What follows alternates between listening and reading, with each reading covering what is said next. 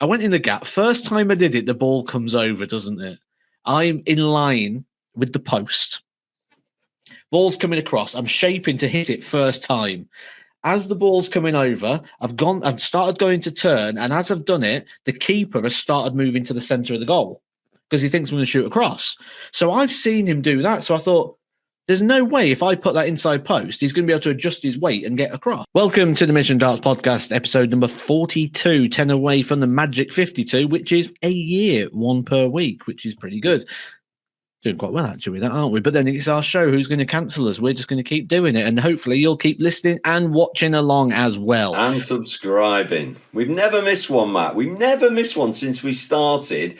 And this week's been a challenge, hasn't it? This week has been a challenge. When are we going to do the pod? Hence, we're sat here at 8 o'clock at night doing it so the guys don't miss out on us talking about the world of darts. Maybe not just the world of darts. We've got some other interesting topics. And I've got a game as well, which, by the way, Andy always struggles at my games, regardless of how easy they are. I'm going to tell you now, this one's hard. And not only is this game hard, this one is for you absolute elite dart fans out there. You want to stay for this one. If any of you get this right, if any of you do, I'm going to go as far as saying I call BS on it. And I would, do you know what? If you put in the comment section that you've done it and you've got all 5 correct, I will probably respond and call you a liar. It is that hard. It is that hard of a game. It's that. I mean, big thanks to our listeners and our viewers, because we've had phenomenal comments last week. Some more people saying they joined the club. They've watched and listened to every episode now, which is phenomenal. So big thanks to them. And disclaimer, holding my hands up. You know, I've not had a chance to pick out a comment of the week. I've not had a chance to pick out the questions. I've been away. It's been half term. You've been away working like crazy as normal. So it's a little bit of fly by the seat of our pants today, Matt. But there's still lots to talk about. And there's a bit of a clue hanging up behind me as to where I might be going in the morning. Outside? My Harsh Andy hoodie is hanging up, ready to be, well, and weirdly, it's hoodie weather again. We've gone from hoodies to T-shirts back to hoodies. So I don't quite know what's going on with the climate, but the Harsh Andy is there, ready and waiting for us to go and film the end of Series 4, Matt. I think it's going to work better for the series as well, because normally by the end of the series, I'm fed up of you. So I think it probably works out well that we've had a little break in between, because when we go back, it'll be all fresh again. It'll be like your stupid scoring isn't going to wind me up. Like when you go, oh, if it's a 10 out of 10, if it comes fresh out the packet, that's not going to happen. I'm wondering how many people at home are like get a steak out. Oh, it's a 10, it's fresh out the packet. You know, it's like genuinely right. Everywhere I go or every video I make, if there's ever lights, I've been tagged in 3 comments today of people going, Matt, what's the ambience like on this? Like, I love the fact that people have got involved with it. Do you know what? I'm going to ask a question here to anyone who watches Rate My Hockey. Please do comment and let me know, because I'm really interested on this. What is your favorite category on Rate My Hockey? Oh, yeah. What a good question, Matt. What's yours? Oh. Do you know what? You should always go off what's the first one that came in my mind, and it's match day experience. Okay. I know we've gone at each other a little bit in the last series about match day experience. There was one place I absolutely loved, and you were like, we had a bit of a fallout, but well, not for the first time. But yeah, that to me, I think it's probably from going back to playing days and thinking, how many places did you go when you couldn't see what was going on? There was nowhere to sit. You know, Auntie Deirdre's walking past, going to the toilet as you're trying to throw, and it was a nightmare, wasn't it? And I think when we go, I remember where it was now. It was the Towers, wasn't it, where we had a big... Yeah, I've already said that. But, sorry, I was miles away in my own world then. So it's that for me. What about you? Do you know what? I'd probably have to agree, because it's the category that's got the most variable. You don't find 2 the same. You'll find the dartboard very similar, lighting very similar. They're vital topics to Rate My Hockey. They have to be. However, matchday experience is the one that's very, very varied. And there's you know probably some what, mate? people. Sorry, go on. I was talking to someone the other day. They came down. They listened to the podcast.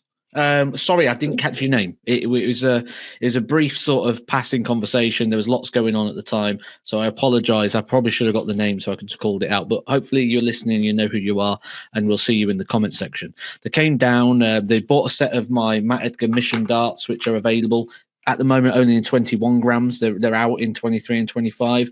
So there's only 10 sets left. Not a good time to promote them, Matt, is it really?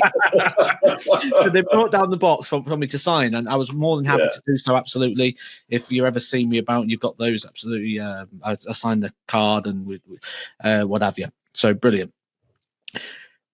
Now, they said to me, says, Matt, just so you know, because I want you to know this, my wife watches no darts whatsoever.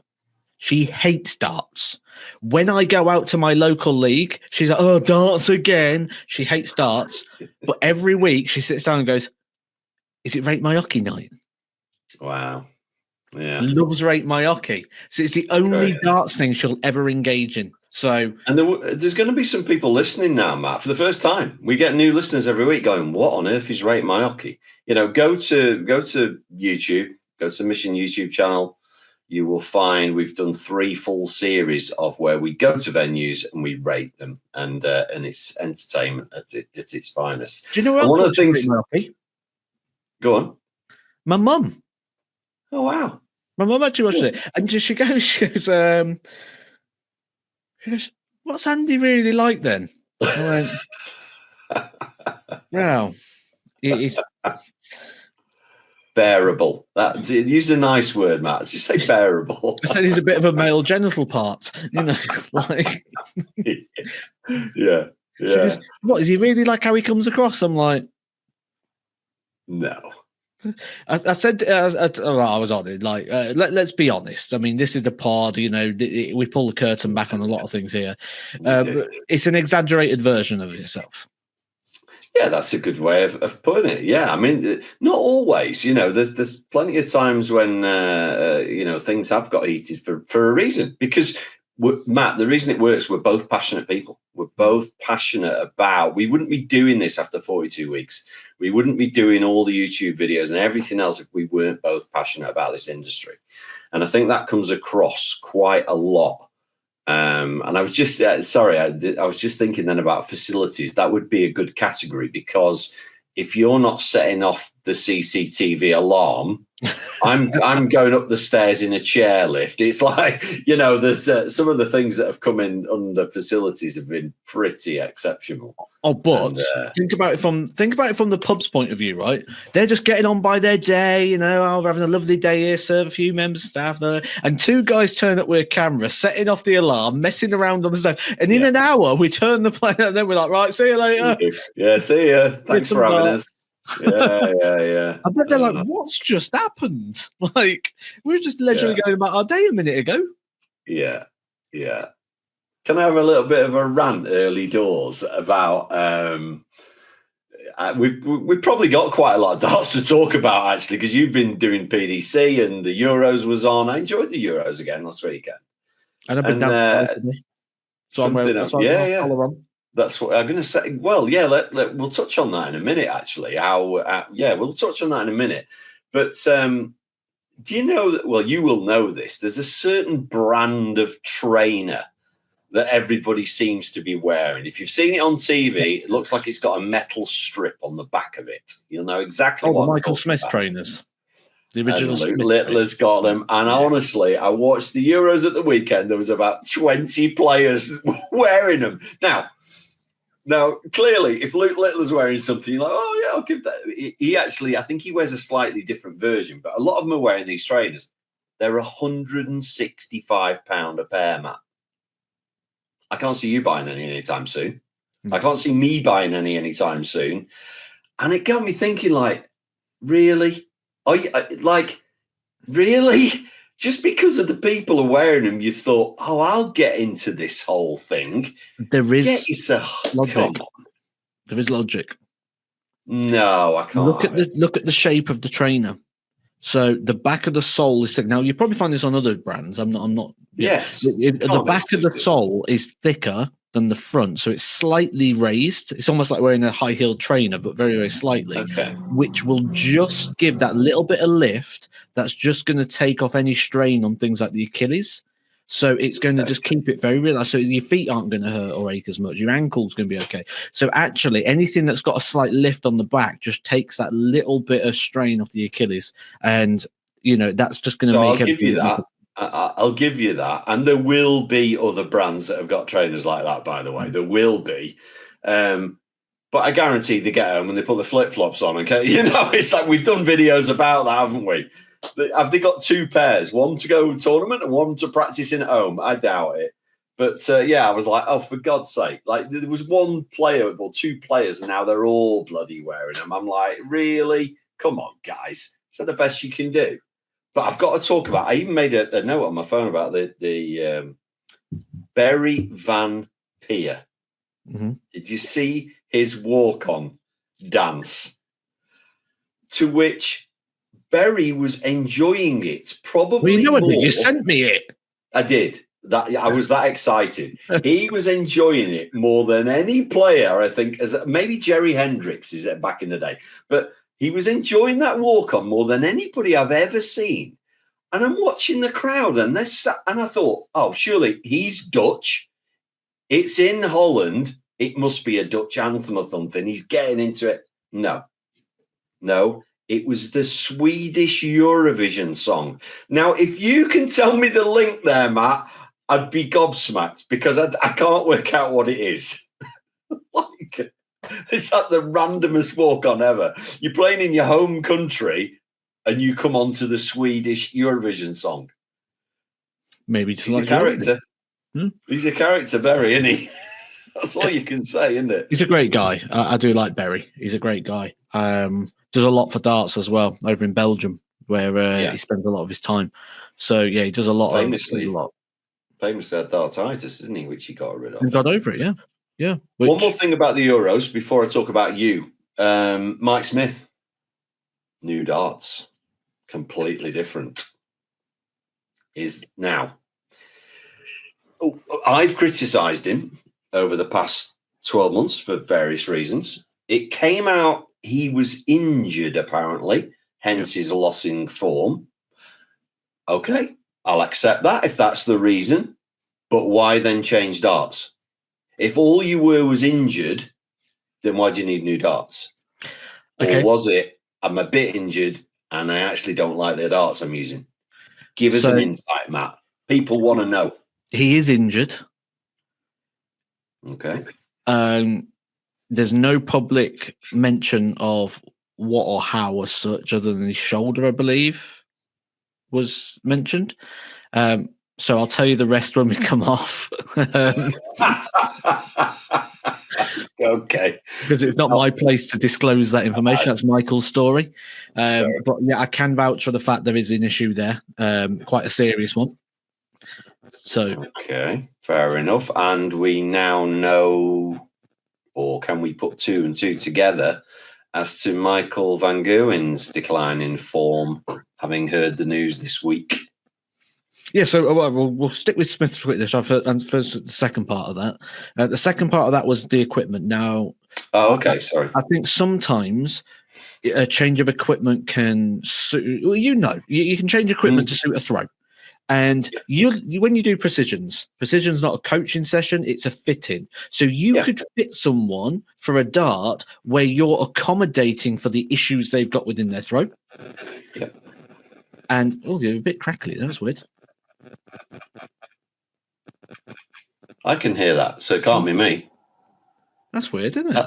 Yeah, we're gremlins then. We don't normally get gremlins, do we? Just check everything's connected. Looks like it is. Is it gone? Hopefully. Yeah, so you can get someone to throw a dart that will work with the issues they've got. Yes. And the same with that, if you've got a problem, you can make a darts fit. and suit you.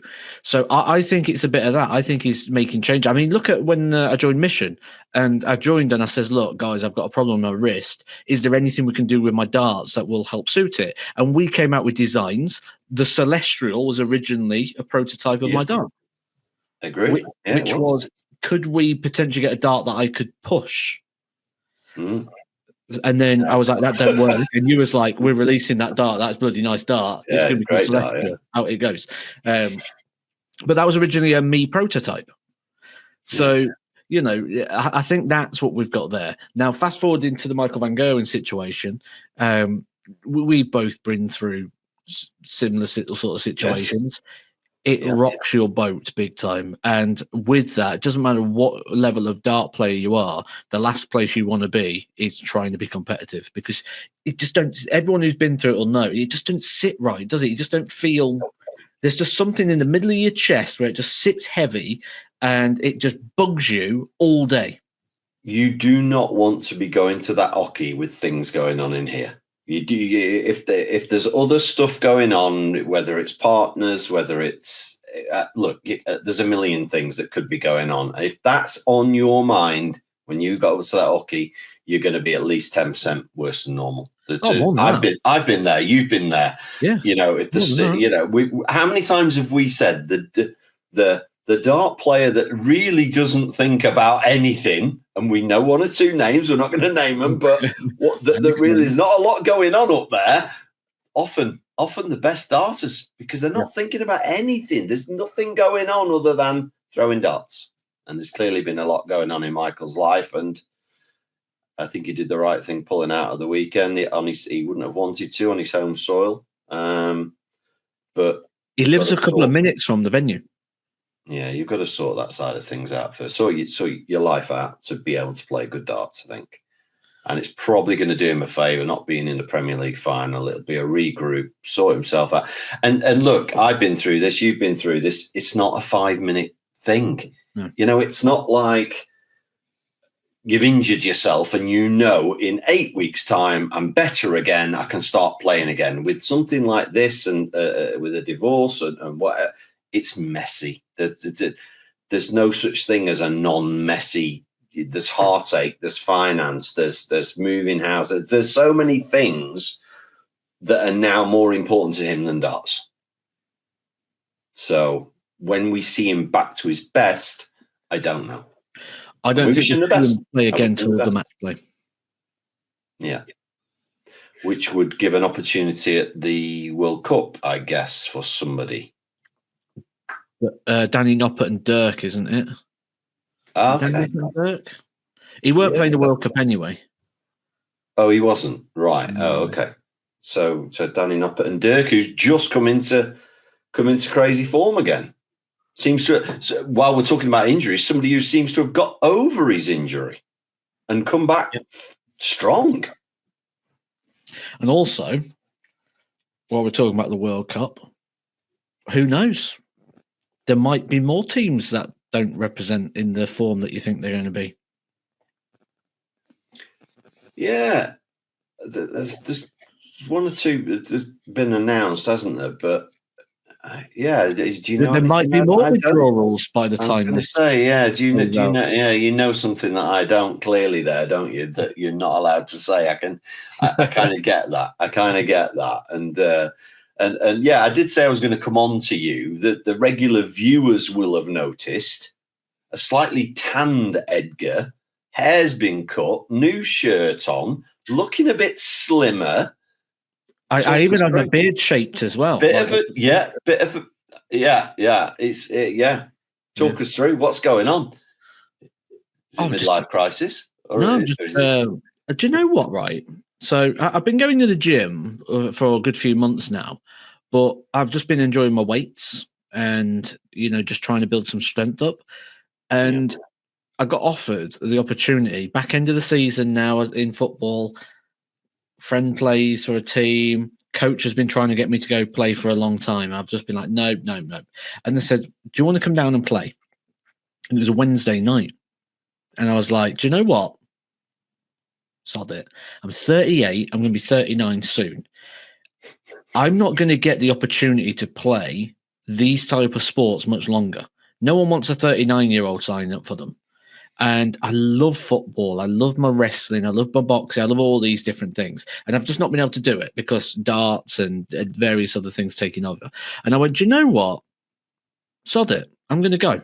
I'd love to play a game of football. And I went along, did the warm-up, and I said, I've got to start. I said, I can't sit on the bench because I know I'm going to get tight. My hamstrings are really tight at the minute. I've not been stretching. I've not done anything. I was going to say, fill out the viewers, Matt. This is full-size pitch, by the way, isn't it? Yeah, five-a-side in the gym. This is full-size football pitch. Proper match, and the last time you played a game was when? Oh, 5 years ago, maybe. Right. And even that would only be part-time. I only played like a few games. And the last time you trained cardio on a big was when? Oh, a long time ago, yeah. Yeah, right, okay, carry on. I've messaged Andy on my way over. I'm like, just so you know, I'm off to play football. And he's like, you idiot.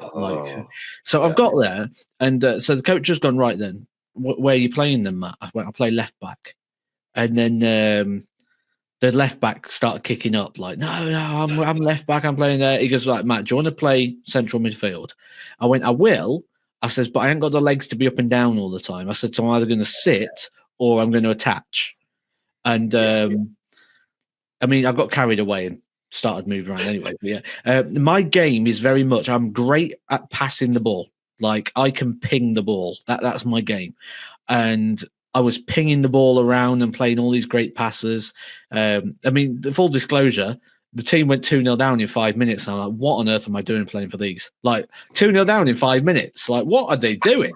So anyway, because it's not a greatest level of football, it's just like local league. I think it's like Division 4, and I think there's only 4 divisions. So it's like a low-level football. And I noticed every time that the 2 centre-backs went wide. So if we went down the right-hand wing, and the left back went, the left centre back would go to back him up, but the right back wouldn't shuffle across. So there was always a gap appearing. And I said to our guy, I'm like, just go get in that gap. Go get in that gap. And he wouldn't do it. He kept holding off. He wouldn't go in the gap, or he'd follow the ball. So I went, right, I'm going to go in that gap. So I went in the gap. First time I did it, the ball comes over, doesn't it? I'm in line with the post. Ball's coming across. I'm shaping to hit it first time. As the ball's coming over, I've started going to turn, and as I've done it, the keeper has started moving to the centre of the goal because he thinks I'm going to shoot across.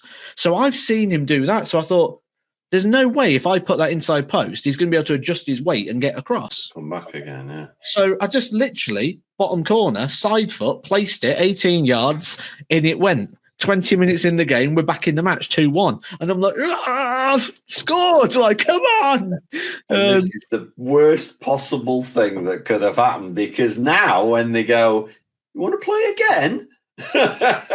You scored a goal. It might not be the worst thing that could have happened. Well, other than get injured. Yeah, well, this is where it gets a bit funny, right? So, obviously, I haven't been playing for the year, so I hadn't signed on. I wasn't signed on, and I was playing. Like, it's the end of the year, they couldn't get promoted, they couldn't get relegated, I weren't signed on. And when we've looked at the team sheet and the numbered shirt I put on, I was like Ahmed or Mohammed or something. And it was like, are you sure that's Mohammed? Like, who scored the goal? Yeah. So by scoring the goal, I drew attention to it. Like, so. Oh, of course, yeah. Yeah. Oh, well, probably a league investigation now going on. They lost anyway. So they lost anyway, but yeah. But I lasted 65 minutes. I lasted 65 minutes. And then when it got to that point, because like I said, passing's my game, and I started dropping short. So when I lost that, it then turned into a foot race essentially for me, and I'm not going to win that. So I was like, I need to come off now. So, and then when I came off, I've been stiff for about 6 days. I've only just got over it now from playing. And I thought to myself, genuine conversations that I've been having with friends and things at the minute, like, I'm one of those people that if you want to do something, you go do it. Like, if there's something in your life you want to go do, if you want to achieve something, if you want to experience something, go do it. And I've realized now that I'm not able to do that for much longer. No, absolutely not, Matt. You'll be golfing with me before you know it, because that'll be the only sport that you can do that your bones will allow you to do is walk around a golf course. It's still decent exercise, but it's not proper cardio or strength or anything. But And just this is a message to our viewers as well. If there's something you want to do and you can physically do it, go do it. Because I'm living with regret right now. And I mean, part of it, you might say, well, 39 is not the oldest in the world, but it's for football and it is for wrestling. And those it is when you're not doing it all the time, Matt. Yeah, and we've probably lost half of our American viewers by now. Are going, what on earth are you talking about? Left back, right? Like they're thinking about American football, but yeah, don't be good at that. Don't hold back is the message that I said. Because the other thing is that 39, it's not just the age, it's the fact that I abused my body from a young age. From 17, 18, I started boxing, wrestling, doing all these things. So my body's at an accelerated rate. So if you physically can do something and you want to go do it, there's people out there right now who ask me all the time, Matt, when should I go to join my local darts team? What average do I need? Just go play the goddamn game. Yeah, tomorrow. Yeah. Just go play. Please use this as an eye-opener, because I walked off that pitch with so much regret that I'd missed so many. I could have been playing the last 10 years. Maybe 15, and I'm just not. And it ruined the enjoyment. I enjoyed it, but I feel like I've missed out. Totally agree with you, and a good point there, pulling it back to darts. I've been asked a few times, usually in a coaching session, I'm going to get myself to this average before I'm like, you're playing for a team? No, I want to get myself to this average before I go down there. Why? Yeah. What do you think they're all going to be that standard when you get there? Do you not think you'll be welcome? And not only that, you might get yourself to that average at home, go and play in a league environment. That average will disappear because you're not used to playing. So get into it as quick as you can. Get used to the environment. Get used to the team. Get used to playing, and just go and enjoy yourself. Don't take it too seriously. Have you got a bit of paper there by any chance? I've got loads, yeah. Do you want? I can't send it though down the screen. I can't send you some. No, but right. So get a bit of paper. Yeah. Is this for the game? Yeah, we're going to do something quickly. We're just going to see how much we agree on something here. Is this enough? Piece of A4? Yeah, that's fine. Oh, look. Red wine relish.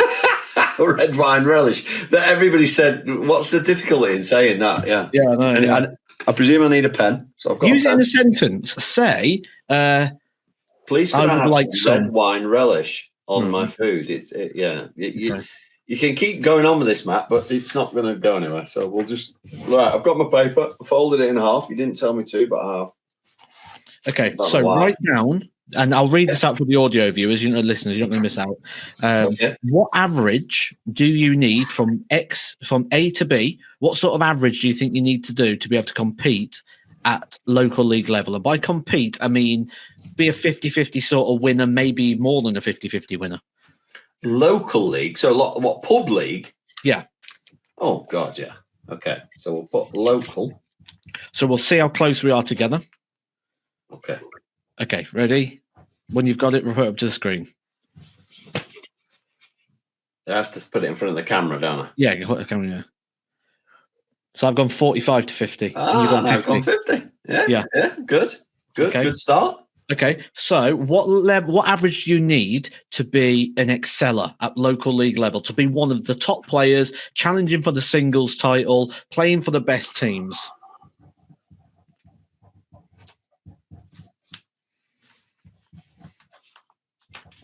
I've got mine. Okay. I've gone 60. I've gone 55. Okay. Answers it. I'm thinking your next one's going to be Super League, is it? No, I'm just going to go there because I think that's all we need to do. Because I had a guy come for coaching the other day, never played darts before. He showed me all his apps, showed me all these things. We was going through a session. He's averaging 70 at home, and he was very good. He was good. And he's never played darts before in a team. I said, why not? Because I think I've got to get to about 75 first before I go. I said, mate, at 70, you'll play for most county B teams, never mind local league. Like, how good do you think local league is? And I think sometimes people don't understand what the levels out there really are. I was just going to say to you, let's do the same one, but county. And I was going to say county top league county. So hang on, before Yorkshire. you do it then. Right. Okay. Well, let's do it. Let's carry on. Right, so I'm going. So the first one is top league county. So Lancashire. So A team, Lancashire, Yorkshire, one of the big teams in Division A. Okay. And then a bottom one. And then the second one is a lower county. So somebody like Cumbria, or they're in like the 3rd or 4th division of counties to get in their B team. So lower league, county B. Okay. So they're both playing for your county. And I've got my 2 written down here. Let's go for it. Okay. So I've got top league county 80 plus and lower league county. Say again? For B. Okay. No. The top league county 80 and the lower league county 65 plus. So I've gone top 72, which is 24. Okay. And the bottom count is you could get in with 63, 21. Yeah, so we're pretty much there on the lower counties. The only reason I put 80 is because when I got into Lancashire, it was you had to have 380 averages to get in the side in your Super League. So that might surprise a few people. Yeah, they'll think it's higher than it is. Oh, how many people have come to you and gone, do you know what, I really want to give darts a go, and and I'm thinking I might go to Q school, but I can't average 100 all the time. And I'm like, what? Is that what you think you need? Is that what they think you need now? 100 all the time? Nobody averages 100 all the time. Actually, someone now does. Littler. Littler does. Yeah. Is it? Yeah. Okay. And okay. Phil Taylor averaged over 100 for his career. But we're talking 2 players out of the whole world, which is quite a big place full of a lot of people. Yeah. Matt, we spoke last week again about bounce outs. Did you see any of the Euros? Oh my God. It's getting worse. The Super Series last week, and every match, at least one. That's and they're only best of 7s. Yeah. Every match. You used to get there was definitely a time. There was definitely a time when you could play a best of 11 and not see 2 or 3 of them and not see one bounce out. It's almost like we've gone from round wires and bounce outs off the wire. Then we've got better. Now we've gone worse again. We're not going to go on about it again. We've talked about it enough, but yeah, very, very, very, very distressing that. And you can see on the player's face, if that happens, I don't know what game it was in, but somebody needed a 180 to leave a finish in the deciding leg. It's like 5-all. And he's gone treble 20, and it's just bounced out the board. He hasn't even touched the other darts. And that's the difference between him having a shot at a finish and not. And I was like, wow, it's going to happen. You've said it. You've said it on here. It's going to happen on the winning double at some point. It happened to me. Then we really will be talking about it then, won't we? I'll see if I can send you the clip. It happened to me on a Euro tour. This was many years ago. I was playing Christoph Ratajski. I was 5-4 down. I hit the double 16 and it just went boom, straight off the segment. Wow. So, right. Okay, here we go. Edgar's game of the week. Oh, I thought that was it. Oh, okay. This is the toughie now, is it? Get this right. I'm not going to get it right, but our viewers might. If you get this right, I'm going to do this now. If I get this right, what do I get? I'm going to think of something. I'm going to think of something good. Will you take me out for Chateaubriand? I'll take you out for Chateaubriand and a bottle of wine. Oh, right. Okay. Now you've got my interest. Here we go. Name the 5 highest ranked players who are not qualified for the World Championship as things stand. For next December, the 5 highest ranked. Right, how many seeds get in? Top 32 seeds. So it has to be somebody, the top 5 outside the top 32 that aren't high up on the Pro Tour. God, yeah. I mean, this isn't Chateaubriand and a red wine. This is I'll buy you a private jet if you get this right. I mean, Edgar, seriously, if I get one of them, I've done well. Right, okay. Jesus. I mean, some of the things you come up with. Okay. I'm going to go him. Play along at home now. I'm going to go him. If someone gets this right in the comment section, do you agree that we're just going to call them liars and Pinocchio? Oh yeah, because you can look it up quite simply. If you bring up data rankings now, we could look it up, couldn't we? So what we'll do, anyone who do it fairly, edit their name to Pinocchio. Yeah, we can. Yeah, okay. You're putting me off the center. I'm gonna go with.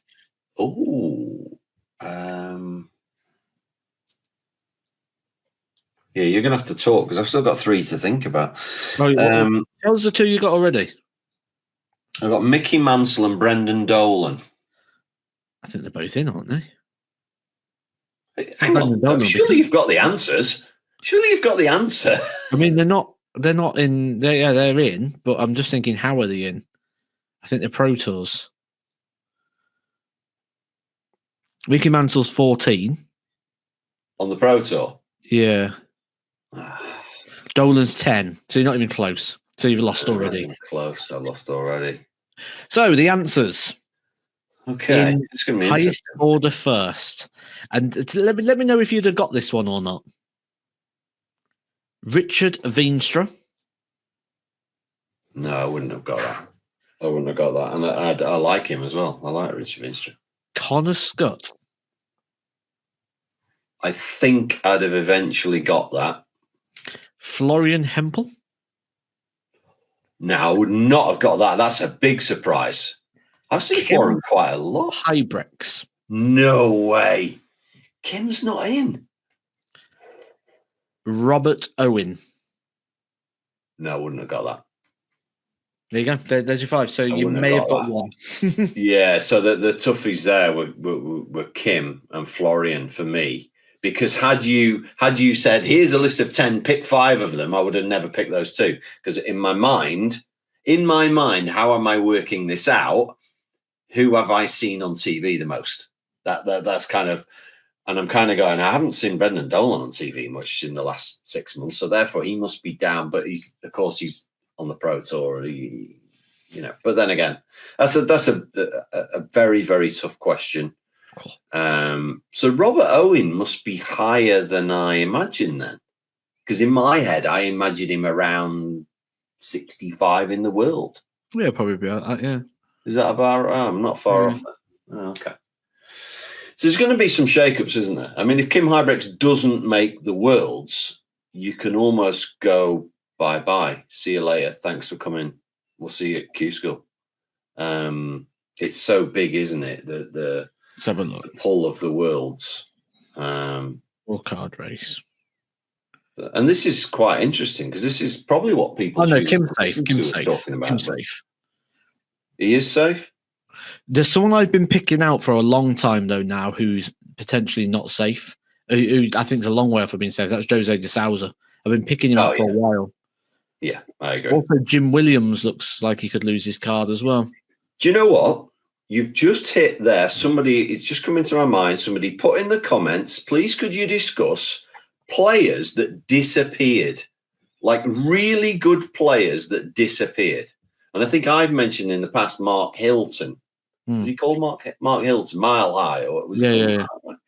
Mark Hilton, who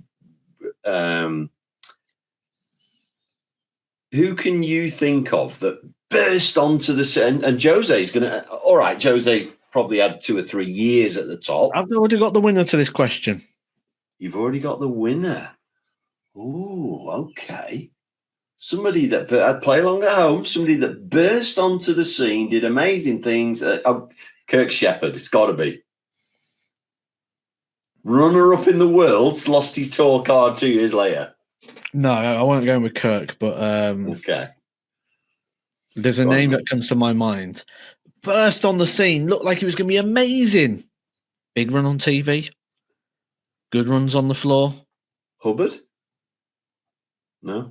Scott Rand. Oh, I totally agree. Scott. What was his nickname? Cool Hand. Cool Hand. Cool hand round. Yeah. That was the PG version. There was another version of his name, which I'll tell you when we come off. Had the best 9-darter attempt ever seen on TV. Do you remember it? Kissing the dart, was it? No, hits a 180.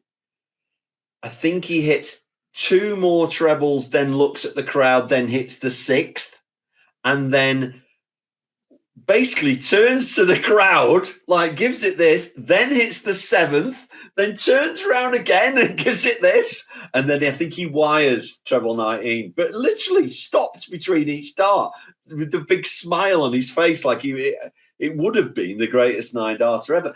In fact, who dropped a dart on a pro tour and picked it up and hit? It was the 9th dart. That's in the last 6 He drops them all the time, doesn't he? No, it wasn't Price. Somebody in the pro tour last 6 months, 9th dart. I can't think of it is now. Somebody get in the comments and remind me. 9th dart. He's about to throw it. He drops it. He stops, picks it up. I think he walks back. It's not Mission Zone Madders, is it? Was it Madders? Get in the comments and let me know who it was. Somebody will have seen this. And then he picks it up and he goes and hits it. He hits the double. You know what? Amazing. The amount of times now in a pod we say get in the comments, people probably have been making notes like, "Oh, I've got a comment on that," and then they'll like answer like all the 7 things. Like, I know, yeah. We need help, don't we? We need help. That's why the live was great, because people get in the comments immediately, and we go, oh, "There it is, there it is." So we are definitely going to do another of those, guys. So, so look out for us. For us doing more lives in the future, and we've got 8 weeks to think about what we might do. Sorry, it's 10 weeks, isn't it? 10 weeks to well, we could either do it in 8 weeks for episode 50, or we could do it in 10 weeks for the 1 year. The bullseye episode. Yeah, the bullseye episode. We'll do something special for that. That's 8 weeks away. I think we'll give away some stuff, and we'll just do something special. I don't know what it is yet, but we'll have a think about that. 8 weeks time. Who'd have thought we'd still be doing it? But it's thanks to you guys. It's thanks to you guys. That's what allows us to do lives, allows us to do the pod every week. You guys are watching, hardcore viewers and listeners every week, and so thank you. No audience. Yeah. Anything exciting happened while you've been on commentary this week, Matt? Not been dancing the night away at 3 a.m. with the pros and. I'm not that sort of person. No. But, I'm more go out, tuck into a good meat feast, and then in bed. I'm not that exciting when it comes to that side of things. There's a lot of... we've spoke off camera. There's a lot of people getting it wrong. Yes. And when you look at people's form line and you go... Why are you behaving like this when you're performing the way you are? Let's talk about this a little bit, just a little bit. We're not going to get too heavy into it, but I was golfing with a guy last week who's a mad darts fan, and he went, so players don't drink anymore then? It's just water, isn't it? Is there no drinkers in darts anymore? And I was like, that's just on stage, mate. They can do whatever they want off stage. So yes, there are still drinkers. When I was doing it, there was guys that would go out till 2, 3 a.m. when they were playing the next day. I guess that still happens, Matt. I guess that's still going on. There was players going out eating the worst possible. I mean, imagine, right? Here's the thing. What's the worst way you could prepare for the Pro Tour tomorrow? Go and have 12 pints and then go and have the hottest curry you can physically find. Because the next morning, if your toilet paper's not in the freezer it needs to be, and you're going to be sweating all night, you're not going to sleep, you're going to wake up like death, and then you're going to try and play a game of darts. And believe it or not, there are people doing that. Even the sensible ones. So I went to the steakhouse, bit of Chateaubriand, I'm not paying, I'm on expenses, so also I'm eating Chateaubriand. Yeah.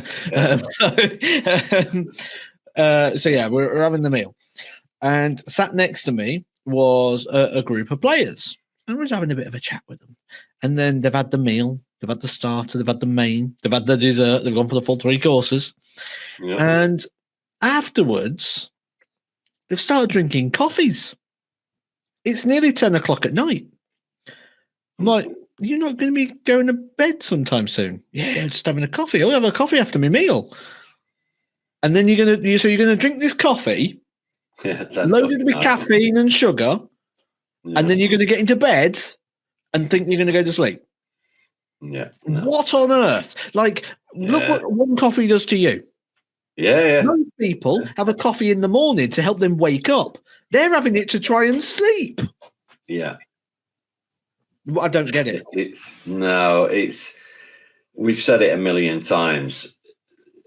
Look, more and more money's coming into the game. Something's going to have to change. They're going to have to get more professional. Look, I think we've smartened them up a bit from what they used to look like. Professional players, they're now wearing 160-pound trainers.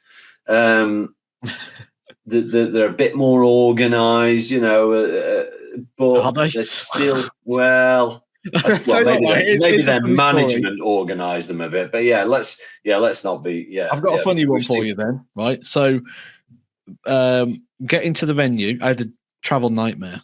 Getting to the venue, myself, Luke Woodhouse, Dan Dawson, was on a train. And our train got delayed, then it got delayed, then it got cancelled, then that one got delayed. And it took us 9 hours to get from the airport to the hotel. Oh my God. 9 hours because of all the delays. At one point, right, so this is how funny it got. So at one point we went, right, so we ended up getting to Gottinheim. So we're getting closer. We got to Gottinheim and we stopped and we went, look, the choices are we can get on this train that does lots of stops and it'll get us there in 2 hours, or we can wait an hour and a half, get on the half an hour train, and it goes direct. So we said, we'll get an Uber. That'd be the other thing.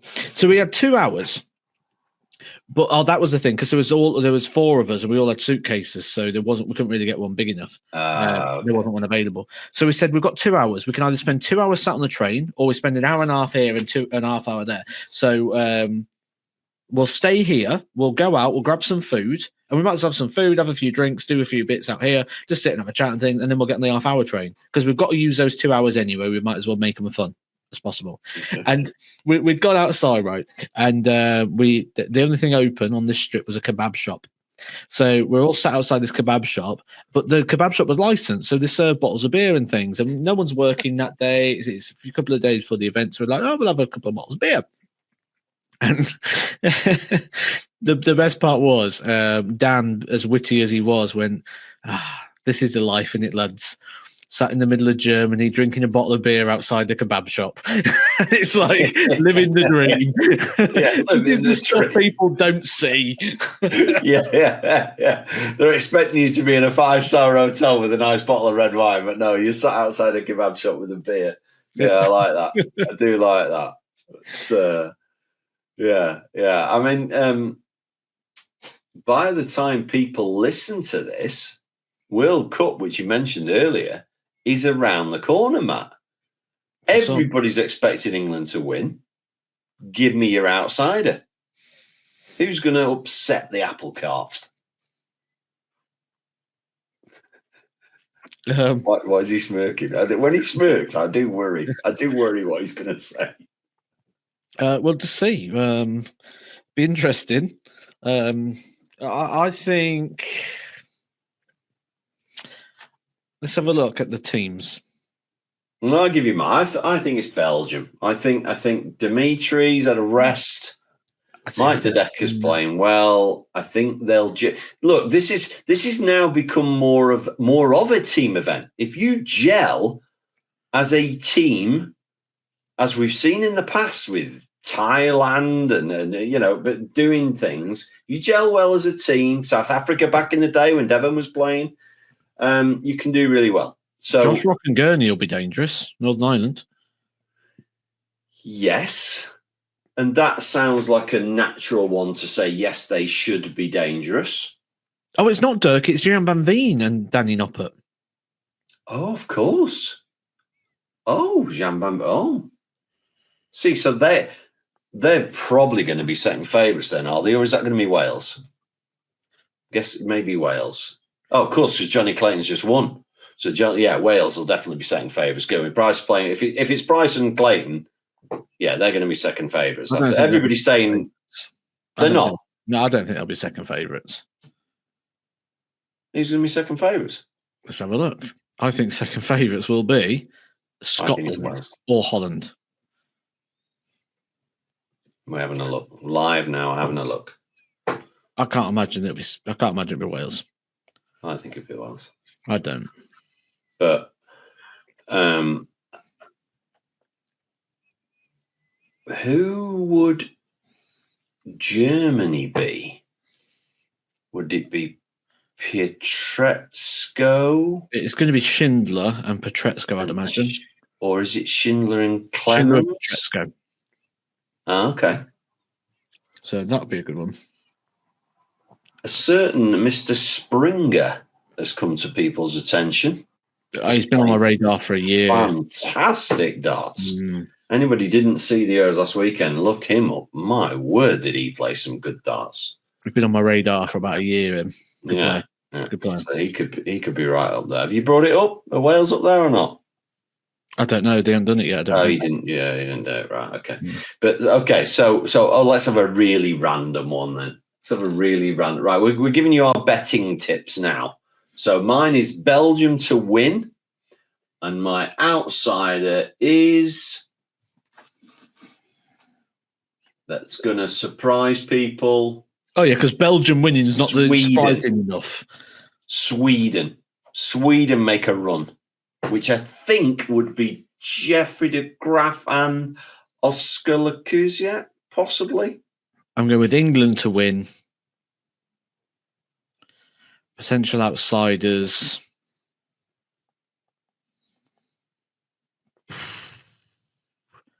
Poland are a bit dangerous. Radek Skaganski and Krzysztof Ratajski.